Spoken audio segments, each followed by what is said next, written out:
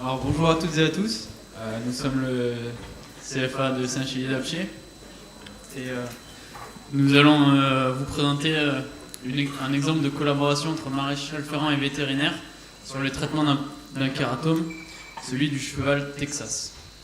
Voilà, on a une photo de Texas.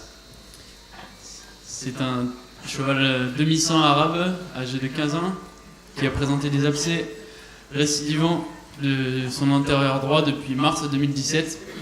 Il est présenté à un vétérinaire en octobre qui effectue un examen clinique et des radiographies. Examen clinique, compte rendu du docteur Serre. Son compte rendu, le cheval présente une déformation de la paroi dorsale du sabot avec une couronne épaissie et déformée en regard, qui est le site de sortie des abcès, et une prolifération de cornes sur la ligne blanche, le tout en mamelle externe. Donc ici, l'examen radiographique. Donc, on peut voir sur le pied deux encoches substantionnelles du bord solaire de la phalange distale, la plus importante parasagittale latérale, donc en mamelle externe, et l'autre sagittale avec des canaux vasculaires élargis. On a aussi une irrégularité du bord solaire de la phalange distale en quartier latéral.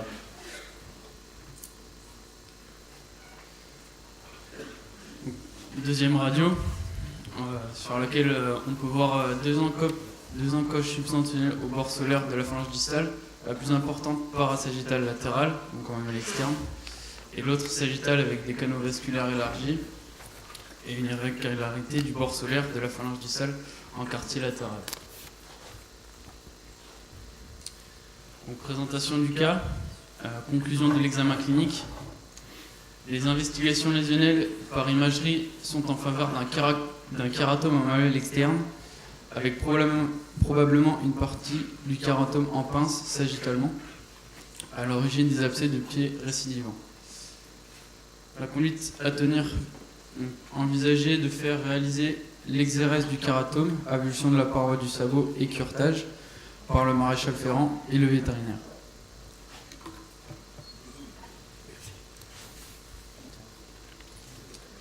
Donc, la définition du kératome, c'est une tumeur bénigne de la boîte cornée en face interne de la muraille.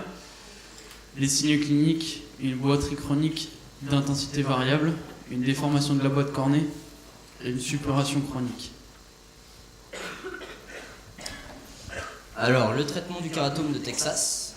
Alors, grâce à l'intervention de son maréchal Loïc Nigon qui nous a apporté le cas, et avec l'accord du propriétaire, on a pu réaliser cette intervention au lycée de Saint-Chély et opérer une séance de travaux pratiques avec les élèves de BTM première et deuxième année. Préparation, donc le membre opéré a été mis la veille sous pansement et désinfectant. Le cheval a été amené dans la forge dont le sol avait été nettoyé. Le vétérinaire a procédé à une sédation du cheval par injection en intraveineuse et d'étomidine et de burtophanol. La préparation, donc le vétérinaire a ensuite procédé à une anesthésie nerveuse au niveau du métacarpe. Le garrot a été mis en place pour la suite de l'intervention. Donc progressivement, le cheval a ouvert la paroi où était situé le kératome. Le maréchal. D'abord avec une fraise électrique et ensuite avec une rainette. Et enfin on run-pied pour la partie du kératome qui est très adhérente sous la couronne. Donc voici le kératome. Et enfin l'intervention le garrot s'était desserré et a dû être remis en place. Et par la suite, on a dû placer un pansement pour éviter les saignements et une bande métallique pour, je ne sais pas si on voit bien à la photo, pour l'écartement des pieds.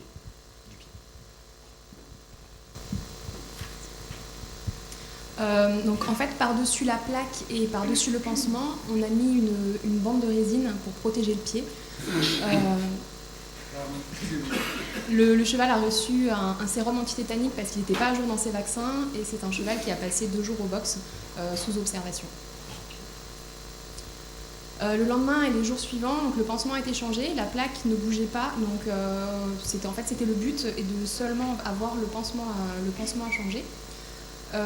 Et pendant 5 jours, il a été mis sous traitement anti-inflammatoire. Le but, en fait, était d'éviter que le cheval reporte son poids sur l'autre pied et ainsi de développer une fourbure. Voici le résultat une semaine après. Le maréchal donc, a posé donc, les fers par la suite avec une plaque. On voit déjà le stade de cicatrisation qui est déjà bien amorcé. La plaque qu'on avait placée en fait à l'initiale a été maintenue pour justement garder les parois, éviter en fait justement l'écartement des parois. Encore. Au bout d'un mois, donc voici le résultat. Là, on a totalement enlevé la plaque et le cheval, on garde en fait la ferrure avec un fer en cœur pour garder une bonne répartition des charges sur le pied. Et voici le résultat 12 semaines après. Donc l'ablution de paroi en fait a été quasiment ouverte jusqu'en couronne, et 12 semaines après, on peut voir que la paroi a déjà repoussé d'environ 3 cm et que la plaie est plutôt bien refermée. En conclusion, donc on n'a pas eu malheureusement les photos que la propriétaire devait nous envoyer de son cheval. On note que 6 mois après l'opération, le cheval va bien. C'est un cheval qui est reparti vivre au pré comme à l'initiale. C'est une opération donc, qui est assez lourde puisqu'on ouvre le pied du cheval, qui nécessite du coup une bonne collaboration entre maréchal et vétérinaire. Elle a pu être réalisée dans des conditions simples.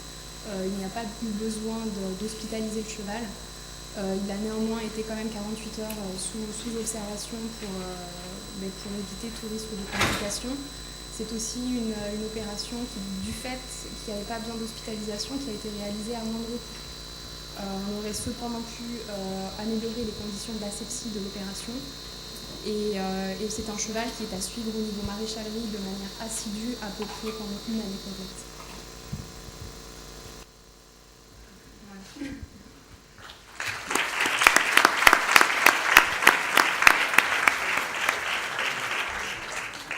Merci. Donc on va avoir un petit peu de temps pour discuter kératome. Alors Bruno.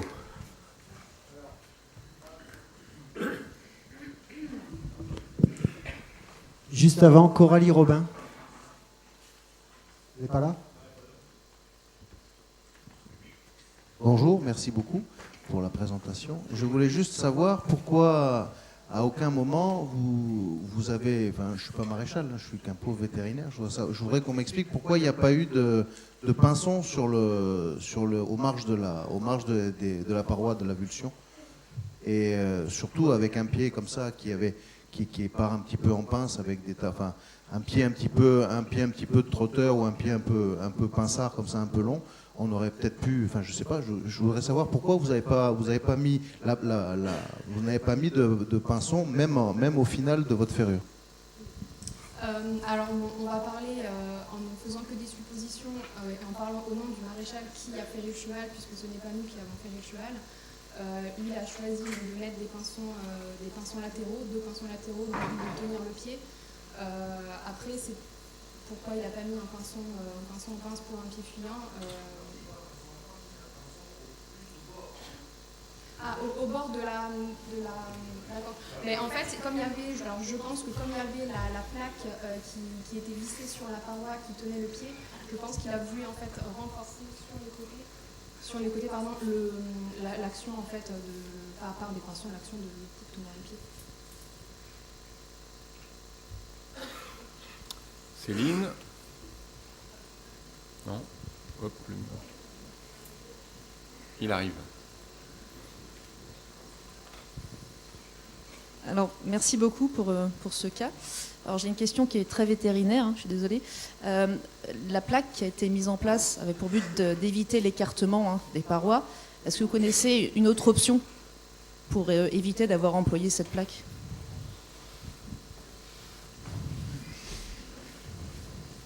On aurait pu mettre des agrafes.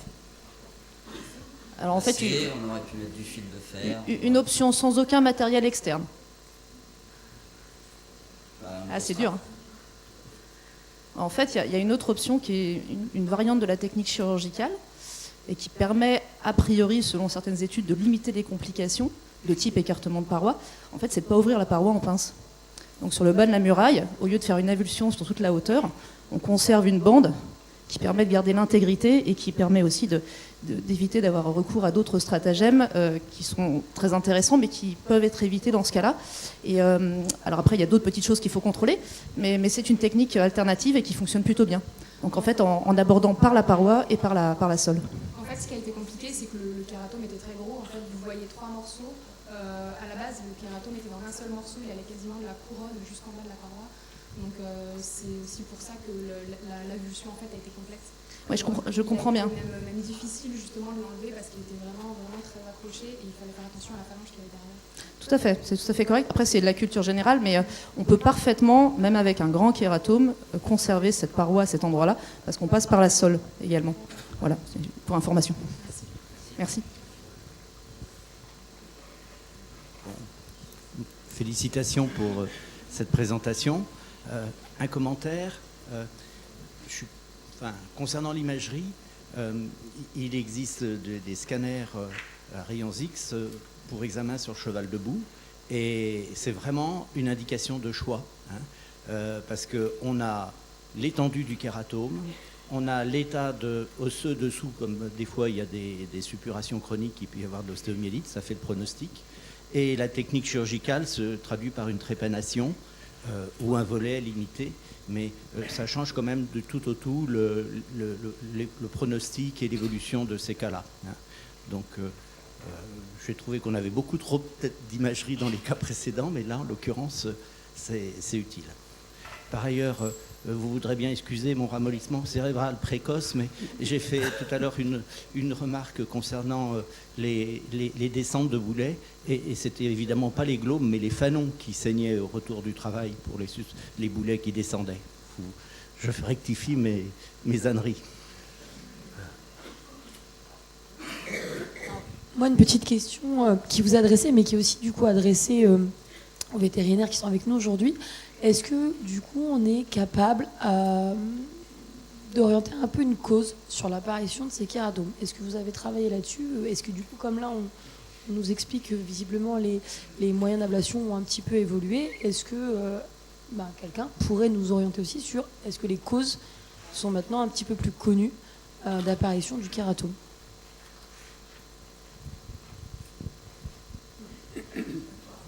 Une réponse dans l'Assemblée?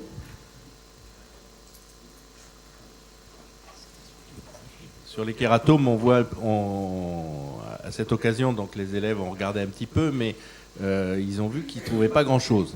Clairement, on lit un peu tout et son contraire.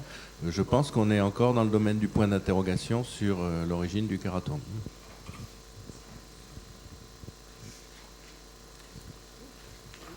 J'aurais 2 petites remarques pratiques pour si on est confronté à ces cas-là.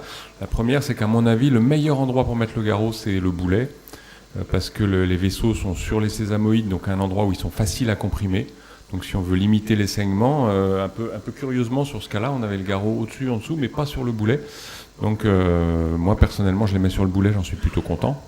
Et le deuxième point, c'est que si on n'est pas dans les conditions matérielles de faire un scanner, il y a une vue qui est très informative, c'est de poser le pied sur une cale tunnel comme pour les vues tangentielles de naviculaire et de faire une vue verticale. Et on a beaucoup moins de déformation, on a une vue qui est beaucoup plus informative que la vue classique sur la cale de face de pied.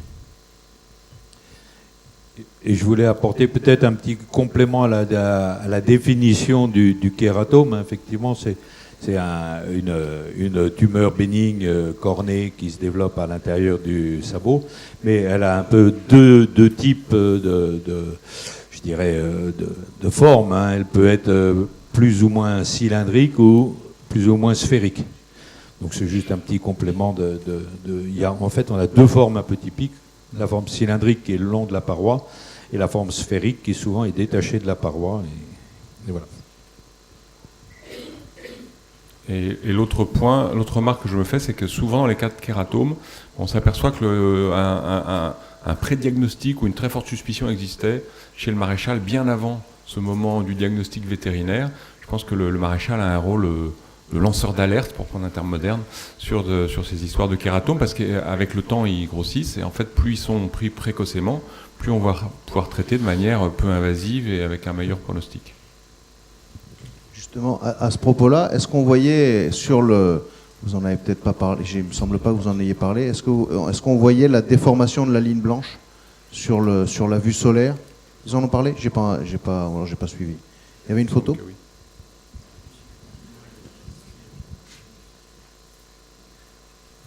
En fait, on dit qu'il y avait un épaississement de la ligne blanche et sur la paroi, on voyait clairement en fait, plusieurs trous par lesquels les abcès avaient percé.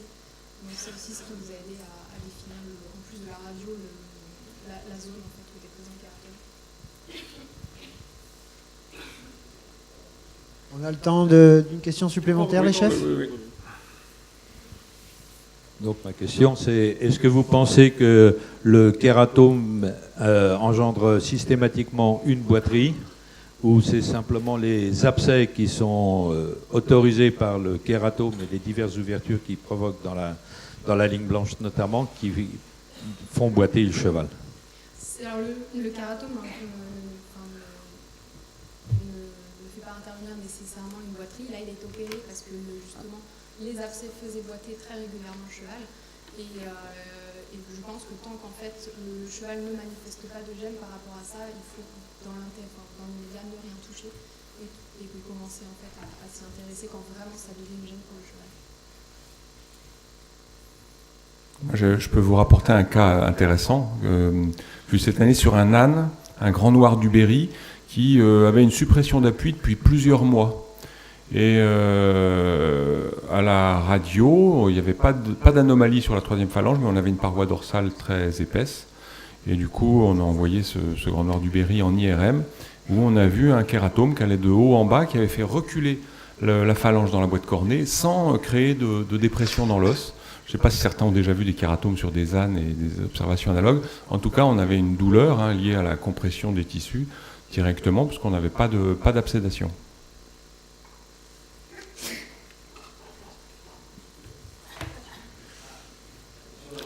Et la trépanation l'a soulagé instantanément. Oui, si on a encore du temps, je vais continuer par rapport au kératome. J'ai vu dans mes 50 modestes années d'expérience des kératomes sortir tout seuls. Souvent, il y a des kératomes qui ne sont même pas diagnostiqués. On voit une marque au niveau soit de la couronne, soit de la ligne blanche, soit de la sole. Et puis un beau jour, il n'y a plus cette marque-là. Et pour moi, ça veut dire que le kératome est sorti spontanément. J'en ai vu plusieurs cas de kératomes qui sortaient spontanément. Donc ce n'est pas forcément une opération qui va suivre. Voilà. J'ai vu au moins 2 cas de kératome qui sortaient tout seuls. C'est intéressant à savoir que le kératome, effectivement, ne fait pas forcément boiter. Un des plus beaux kératomes que j'ai vu, il était dans une vitrine et était encore là dans la 3e phalange en Angleterre. Et le prof de maréchalerie de l'école en question m'a dit, mais ça c'est un cheval qui n'a jamais boité de sa vie. C'est quand il est mort à l'école qu'on l'a disséqué, qu'on a trouvé ce kératome qui était magnifique, un kératome gros comme un calot de bille, quand on joue aux billes.